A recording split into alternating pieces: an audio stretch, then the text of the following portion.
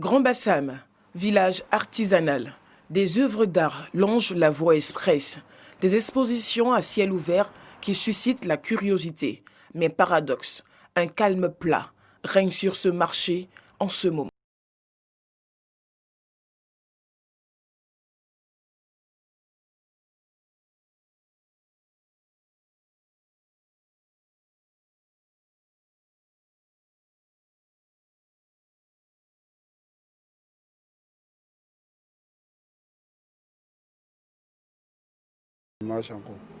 Mohamed Kaba, porte-parole de l'association du village des artisans de Grand Bassam, est sculpteur depuis maintenant 30 ans. Il fait la douloureuse expérience de ce passage à vide.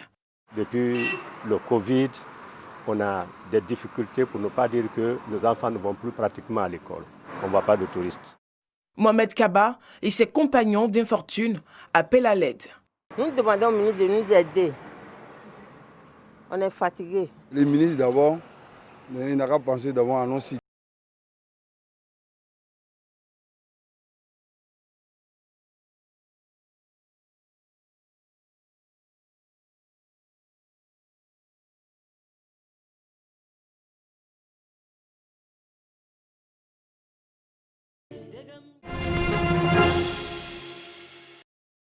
Le ministre Mamadou Touré dans les locaux de l'entreprise Stars, un centre d'incubation qui accompagne les 60 startups sélectionnées par l'agence Emploi Jeunes.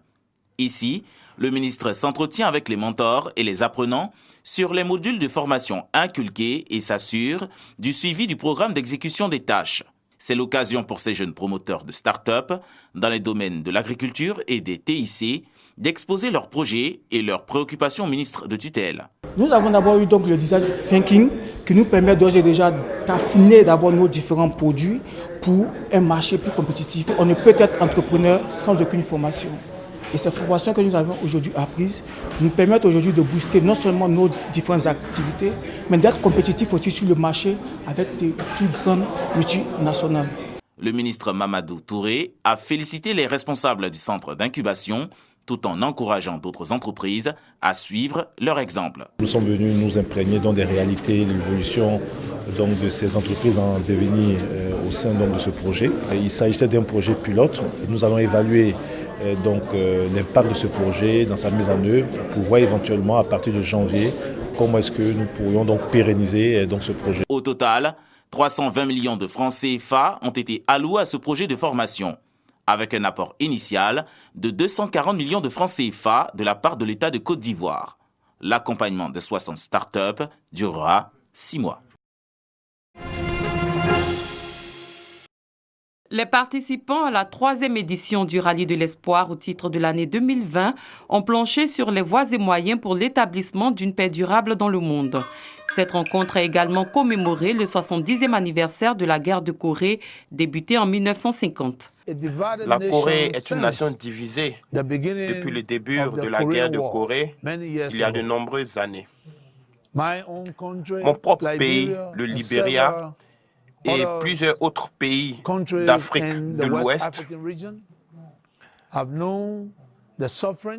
ont connu les souffrances, les destructions et les ravages causés par la guerre et la division.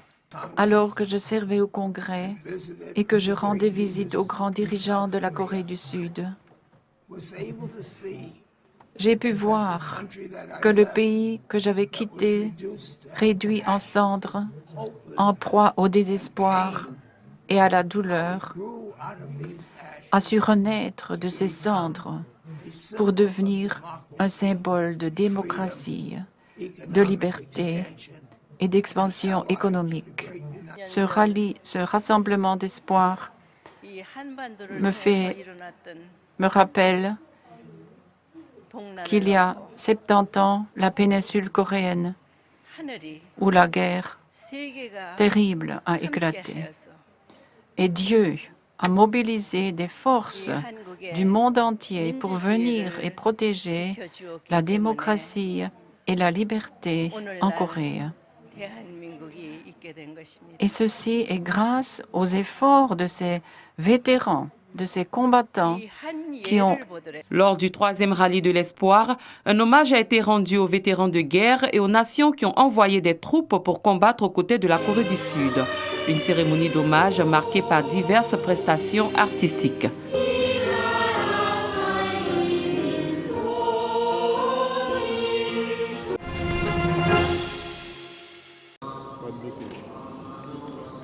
Ivosep, dans la commune de Treichville. Dans ce cercueil se trouve Augustin Sidi Diallo, président de la Fédération ivoirienne de football et président directeur général de Ivosep Ivoire Sépulture. Décédé le samedi 21 novembre dernier, Augustin Sidi Diallo a eu droit à des hommages mérités. Tour à tour, amis, collaborateurs, supporters et comités de soutien aux éléphants, hommes des dieux, personnel de Ivosep, mais aussi enfants et familles biologiques ont fait des témoignages en vue de mettre en lumière la valeur d'un grand homme au service des autres. C'était en présence du Premier ministre Ahmed Bakayoko, représentant le président de la République Alassane Ouattara, des membres du gouvernement et des présidents d'institutions.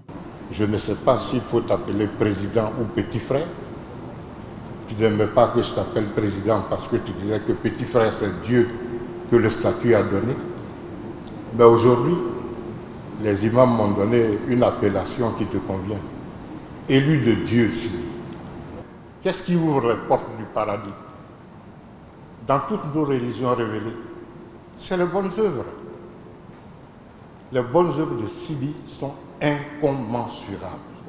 Et elles ont été faites à la destination. Et ceux que Allah le Tout-Puissant a désignés pour être accompagnés, pour être soutenus dans les épreuves qu'il leur soumet. Ami de longue date et frère d'Augustin Sidi Diallo, le chef du gouvernement Ahmed Bakayoko n'a pas voulu rester en marge des témoignages. Je veux juste prendre la parole pour saluer la mémoire. On a parlé du grand entrepreneur, du sportif. Je veux saluer la mémoire du grand homme, l'ami de tous.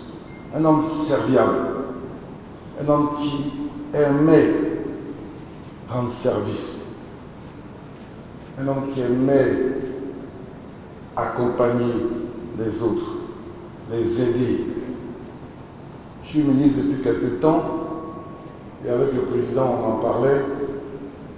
Sidi n'a jamais demandé un service pour lui-même.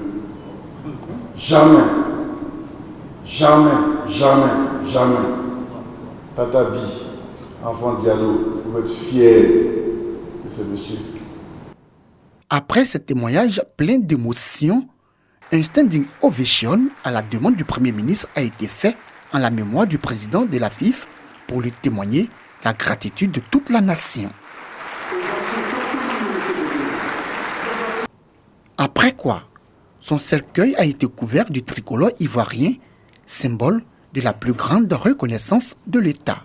La levée du corps terminée, Augustin Sidi Diallo a ensuite été transporté en dehors de la salle où il a reçu les honneurs militaires. Président de la Fédération ivoirienne de football depuis 2011 et président directeur général d'Ivosep, Augustin Sidi Diallo a été inhumé au cimetière de Williamsville dans la stricte intimité familiale. Les cérémonies de 7e et de 40e jour auront lieu ce dimanche 29 novembre au domicile du défunt dans la commune de Cocody. Tout s'épuise un jour, sauf le bien que tu fais et l'amour que tu donnes. Adieu Sidi. Adieu Prési. Adieu PDG. Que ton âme repose en paix.